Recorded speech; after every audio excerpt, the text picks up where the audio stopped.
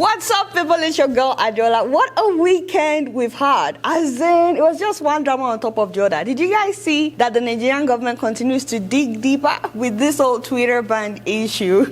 But you know, before we talk about all the nonsense that they've done over the weekend, huge shout out to Osasu Igbenedion, the founder of Osasu Network, for this interview with a Nigerian lawmaker, that is Honorable Ben Roland Igbakwe. Yeah, welcome to this show, my father. The interview that went viral. Why do we keep on shifting the buck from the table of the president? Why would you say that is not Mr. President? Does the Minister of Information and Culture have the right to just send out a fiat policy like that and ban social media? And we have the president. We have the presidency and we have the president. So most times when the presidency is speaking, I think that is Garbachev who's speaking. No, it was the Minister of Information and Culture, Alhaji Lai Mohammed, who made that statement. Those are the presidency. Ooh, father, what the heck? Wait, so the president is separate from the presidency? Okay, so who's the head of the presidency? Is it not the president? Am I missing something here? Is it true? Can these people just take actions in the name of the president or in the name of the presidency without the president's approval? The devil is a liar. And I just love what she said after that. And the presidency is different from the president. That is the Nigerian and you lot as lawmakers are sitting down there still thinking that we're practicing a democracy. It goes to show that not only are all legislators failing at their job at instituting this so-called democracy that we're practicing in Nigeria, it also goes to show that you guys don't really know what you're doing as lawmakers. That's it, that's it. And tell Sasu, in case you're watching here, take my bracelets, take them, all of them. Just take my phone, take my earrings. In fact, take my shoes. Actually, I think that's the only shoes I have. But take this microphone.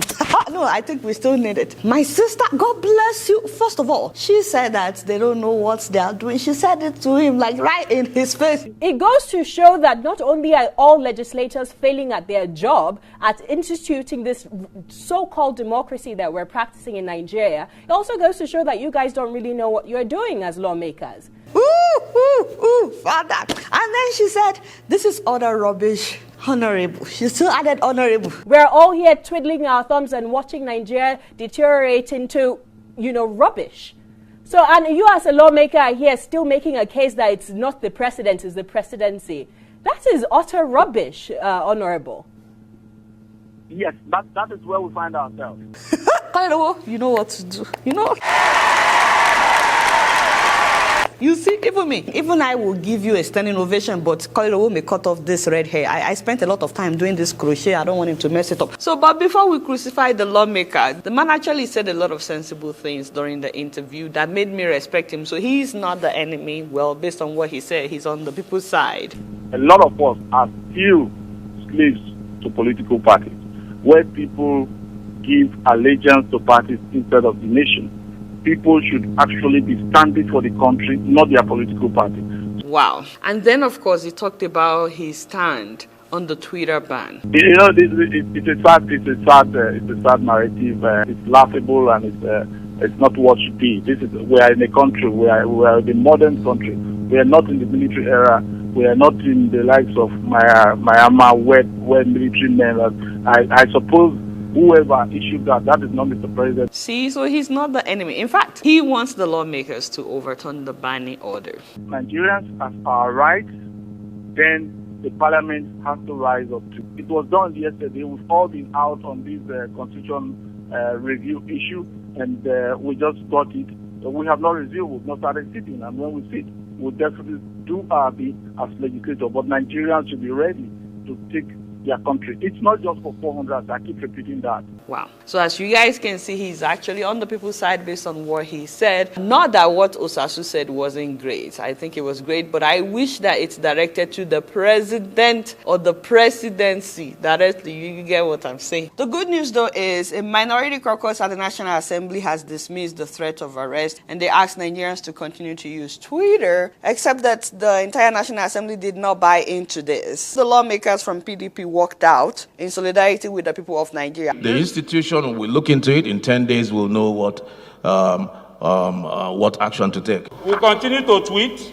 Please, we are with Nigerians.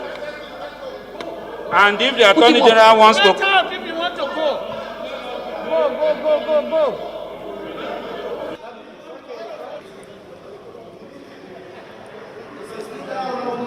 For those who are exiting the chambers for whatever meeting you are going for, can you please exit and leave those of us in chambers alone and quiet, please? Yeah, I don't know why it has to take another 10 days for them to figure out whether Twitter should be banned or not. So in the meantime, we don't know who to obey. Is it the presidency? Is it the minority lawmakers? So it looks like they're still bent on arresting people for now. I was shocked though to see some Nigerians in the comment section saying that the lady was rude to the lawmaker. I was like, rude?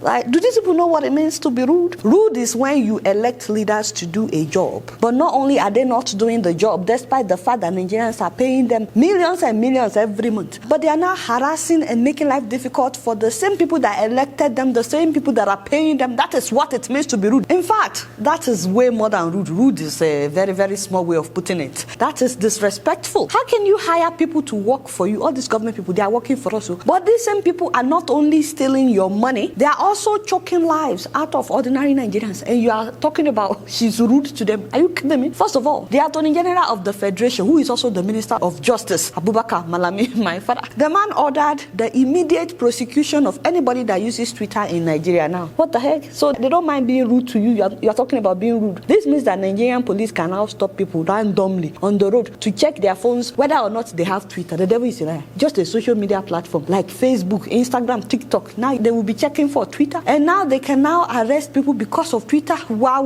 the devil is a liar. So the National Broadcasting Commission issued a statement that all TVs and radio stations in Nigeria should disconnect their Twitter handles, and they should no longer share their stories on Twitter. They should stop using Twitter as a source of information, even though the federal government is the one that announces information on Twitter, and that they will now be closely monitoring any company that does not comply. Can you imagine? All I'm trying to say is these officials, they don't mind not only being rude to you, disrespectful, they don't mind killing you. You are sitting there, you're talking about respect. Respect is reciprocal, my people. Anyway, let me not go there. Some of you need to travel. You need to go outside of Nigeria and see how life is, and see how journalists ask questions and talk to officials and hold them accountable before you start saying all this nonsense that somebody is rude. You know what though? I really love the statement released by Radio Now. That is the radio station owned by Auntie Kadara Ahmed Hinadu, my sister. They basically said that this law is against the fundamental human right of Nigerians to freedom of expression, which the Nigerian Constitution guarantees. They said that the Nigerian government should go back and engage with experts on how to fight hate speech if they don't know how to fight it, as well as misinformation, because basically this is not how to fight hate speech. If you want to fight hate speech, I said snap. And then, as you guys know, the US, the UK, EU, as well as Ireland have all released statements condemning the Nigerian government for banning Twitter. I was so surprised that the Nigerian government now decided to summon representatives of the US and the UK because they condemned Nigeria for banning Twitter. I was like, I can't with these people. Apparently, they want the US and the UK to reason with them on why they needed to ban Twitter. Can you imagine these people? And now we are hearing that the federal government is talking to China's cyber regulator so that China can now build a Nigerian internet firewall, which would essentially be a separate network for the Nigerian internet users that would give the government control over social media platforms such as Twitter, Facebook, WhatsApp, so they can switch them on and off as they like. This is similar to the internet filtering system that China operates. It's called the Great Firewall. I'm hoping that this is not true. This was reported by the Foundation for Investigative Journalism in Nigeria, and I'm not doubting them, but I have not seen it reported by major media organizations, so I'm really hoping that they don't follow suit with this. The most annoying part of all of this is the fact that they now focus on misplaced priorities. That is what is really paining me, and they make a mole out of nothing. Look at the kidnapped students and the staff members of Greenfield University in Kaduna that we've been talking about all this while. Do you guys know that the government did not do anything for those 40 days that these people were kidnapped? It was the parents of the students and the spouses of the staff that raised the money demanded by the kidnappers. We're talking about huge sums of money. We're talking about between 150 to 180 million naira. It's 150 million. I will not hide the truth. Governments that say they want to protect us, the government that we promise us they are going to protect our people. After what's said and done, they say we should pay another 100 million. They are going to reduce. We beg them, help us. We are exhausted. We have sold our things. We borrowed money. Sir, how much? 180 million. Say it again, please, sir. Like 180 million. That is what they collected from us. from parents without the help of the government, none of the government officials that have come to our aid since the 20th of April, they took these children. We have suffered, we have sold all our properties, everything that was valued to us, we sold to rescue our children. There is no government, there is no security agency anywhere that came out for any assistance. Just imagine, on top of that, they had to buy several motorcycles for the bandits, which I'm sure the bandits are now using to kidnap more people. The government only said that nobody should pay ransom. They will arrest anybody that pays ransom. Meanwhile, they did not organize any rescue attempt for these people. The ridiculous thing is, after the kidnappers released these students, suddenly the security forces showed up to take them for evaluation. They wanted to take the glory. And their families were like, hell no. When the men in the bush dropped them, they call us. We went to pick them. The security there rushed and picked them. We went there, asked them to release our people. We went to take them to hospital. We are telling them, where are they? When they said they helped them to go. I said, when we are paying the ransom, when we are giving them all these things, where are you there? You went to bush. When we are entering the bush, where are you there? So they wanted to take the glory and pretend that they rescued the students and staff members. Wow. Thunder fired these people. So right now, another set of students have been kidnapped at another school. I'm starting to lose count of the kidnappings happening in Nigeria. This one happened at Saliu Tanko Islamic School in Niger State. The bandits went there on motorcycles, killing one person and abducting 3 teachers, as well as 136 students, some of them as young as 5 years old. 5! What kind of country is this? And these people are busy banning Twitter, some money the US and the UK on Twitter issues. Like, if you ask me, for real, these people have lost their goddamn minds. They have no clue what they're doing. And I mean, look at the governor of Abia State. A reporter was asking him what he's done for the people of Abia State in 6 years. So, did you guys hear what he said? When I came to Abia, there was no single street light standing in the name of government. But we have planted over 3,000 street lights. And anybody who says that Abia is not working, today in Abia you have Domino's, you have Chicken Republic, you have marketplace, you have everything in Aba. You even have a cinema in Aba. Domino's Pizza, Chicken Republic, that's it, I'm done. By the way, I love what Mr. Jollof and his friends said, that the government should just focus on making their picture quality clearer at NTA. You know, since all these years, it has never been clear, instead of banning Twitter. What is going on now? NTA never clear for over 60 years. You never solve that problem. Why you not shut down NTA? Probably cash you away. Like, damn, thank you. Oh, by the way, I like when one of them said Osinbajo is a ghost worker. You Osinbajo? No, mention him here. You be your skates. No mention. Big skates that you be. Ghost worker now. Ghost worker. Big skate that you be. You be disgrace to pastor. No offense, Mr. VP. It's such a shame that you are part of this government, Benny. And Osinbajo just reminded me, I'm so glad to see people like Pastor Adeboye still tweeting after it was criminalized. I mean, we all know that they have no lever to arrest him. Adeboye's tweet said the Redeemed Christian Church of God is domiciled in more than 170 nations and territories. The tweets here are in accordance to Article 19 of the UN Universal Declaration of Human Rights. But it wasn't just Pastor Adeboye that tweeted. Pastor Kumuyi of Deeper Life also tweeted after it was banned. He said, in view of the Twitter ban in Nigeria, please note that the content shared on this handle is targeted at a global audience in more than 5 continents and over 100 nations. And we share the content from any of these locations. Okay, I really like the fact that some of his church members were like, what happens to the members of the church in Nigeria? Do we get to use VPN to access the content shared? I'm a member of the church too, Benin region. But the funny thing is, Ogalai, the Minister of Information, released a statement that the Justice Minister Malami would decide the prosecution of Adeboye and Kumuyi. So he said that they would decide how Adeboye and Kumuyi will be punished. It's funny that Ogalai did not stand up and say this is how we will punish Adeboye and Kumuyi. He's pushing it to Malami. Of course, we know that they don't get liver, and we know that they can't do anything to these people. So, but let's wait and see. The issue now is they better not arrest regular Nigerians as well for using VPN to tweet. tweet because they like to go after regular people. By the way, somebody responded to Pastor Adeboye that one of his sons is the vice president. You get what I'm saying? So hopefully Baba can help us to talk to the vice president, to talk to the president. Nah, never mind. Forget. Osinbajo is a ghost worker. Never mind. Big skates that you be. Ghost worker now. Ghost worker. Big skate that you be disgrace to pastor. Thank you, Jerry, my brother. Meanwhile, I'm sure that you've all heard about the proposal by Mr. Adeboye for the lawmakers in Nigeria to change Nigeria's name to the United African Republic, UAR.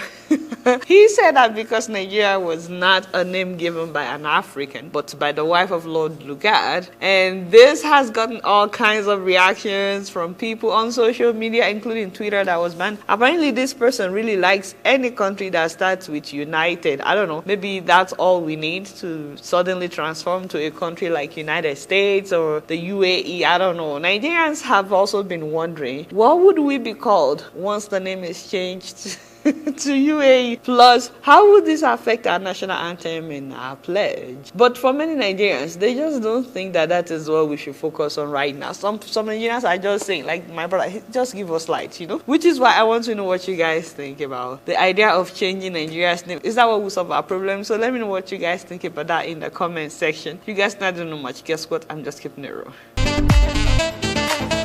So, by now you must have heard that popular Nigerian pastor, Prophet Temitope Balogun TB Joshua, passed away on Saturday, June 5th. Just some days before his 58th birthday on June 12th. So it's so sad. I'm like, this is one of those stories that you find really hard to believe. Being that he was not sick, he was not in any accident. He ministered that same day before he died. His wife said after his ministration, he went into the office. And that during the administration, he kept saying, watch and pray, watch and pray. And that she went to check up on him and he looked like he was meditating or something, but he was unconscious. He was gone. So it's such a sad news, and may his soul rest in peace. So our deepest condolences to his family, his wife especially. And the fact that he wasn't sick or anything was why some of his church members found it hard to believe that he died. The enemy has failed. The enemy has failed. Man of God is not dead. I refuse it. Nobody should tell any news to anybody that he's dead. He's not dead. We are here so that he should come outside and tell us that this is me. The rumor that they are telling me over the internet, he will end up there in the sky. He will never come here. Yeah, it's quite sad. Now, since his death, there has been mixed reactions by people. A lot of people are celebrating Prophet TB Joshua for his philanthropic works, especially taking care of widows. He's not dead. He's not dead. We're widows, so he's going to help us for the Nigeria. We don't have food to eat. Help TB Joshua. I had some of his members saying that we don't have a government. He was all we had. And there was a woman in there who said that she's a Muslim, but despite the fact that she's of a different religion, that TB Joshua built them a mosque. The only prophet that did not crucify, he built mosque. You know they discriminate. And basically, a lot of people living in the neighborhood of his church were talking about how nice he was. So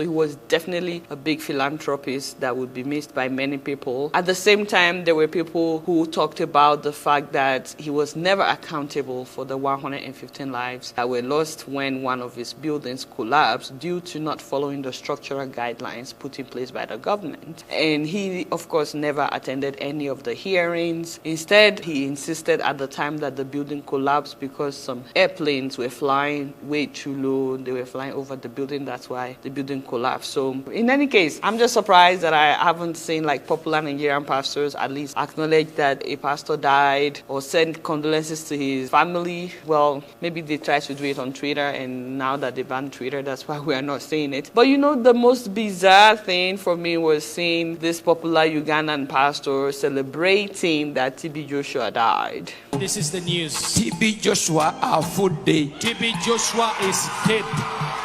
Somebody shout hallelujah! nabagamba katonda agenda kuwangula entalo mu linnya lya yesu. I told you God is going to overcome battles in Jesus' name. Njagala okitwale nga buwanguzi. I want to take it as a victory. Obwo buwanguzi. That is victory. Okay, so he said that he's celebrating because TB Joshua was a false prophet and that he has misled a lot of people and all his followers are lost souls. I mean, everybody have their opinion about TB Joshua. You don't have to be a fan, but I don't really think that it's okay to be celebrating that somebody else died when we will all die someday. Unless the person was like a dictator, like I know some people are praying for the presidents in their countries right now. I didn't say one country. There are so many African countries where people are praying for their presidents. Anyway, I just thought it's interesting and quite bizarre that he was celebrating publicly that Prophet TB Joshua died. He was 57, so he was quite young. Also, a lot of his church members said he lived a simple life and he didn't have a private jet. I'm actually not sure if that's true because there were reports that he had a private jet, but that's none of my business. But you know, as a Christian, I just wanted to say that when I saw all that was happening, personally as a Christian, I really wish that African pastors will help their congregations to focus more on God than on them, the pastors, so that if anything happens to them, people don't feel hopeless. People don't lose hope. I think it's very important for every pastor to make their members understand the fact that they are human beings just like them and that God can use anybody just like He's using them. And so when death comes, for church members to know that that's not the end, and more importantly, for church members to know that they don't have to be hopeless or helpless because the pastor is gone, that they should learn to cast all their cares on God. So I'm not saying that TB Joshua made himself God. No. I'm just saying it's heartbreaking for me personally when I see the church members devastated. And of course, they have to be because they loved him. But hopefully, they can cast their cares on God and know that whether TB Joshua is here or not, that God will take care of them. So I wish pastors will help their members to focus more on God than focusing on the man of God. So let me know what you guys think about all this drama. Once again, may your soul rest in peace. You guys now don't know much. Guess what? I'm just keeping it real. So guys, I'm so excited to tell you that this coming Sunday, I'm bringing back one of my guests, and that is Auntie Grace Ofure, the founder of Lawmaker International Real Estate Company in Lagos. She wants to come on the show to talk to you guys again about new opportunities in real estate. By the way, the people that patronized her in April of last year that bought land in Lekki, I heard that their land has really appreciated immensely and that their money has more than doubled now. So apparently recently development has gotten to that area and now land is becoming scarce in that area. So those who paid like 5.5 million naira, their land is now worth like 14.5 million naira. So this is what their land is worth now. That's what I'm hearing. And then a lot of people have been asking her, what happened? How did this happen? We'll be live this Sunday, 8 p.m. Nigerian time. You guys can get to ask her directly. And then of course, she will be talking about other opportunities as well in real estate. So stay tuned for that. All right, guys, it's been real and I'm keeping it right up in here. Don't forget to follow me on Facebook, Twitter, and Instagram. And if you're yet to subscribe to my channel, I'm watching you on Plasma TV. Press the subscribe button and the bell button. Until next time, I must see you all later. Peace out.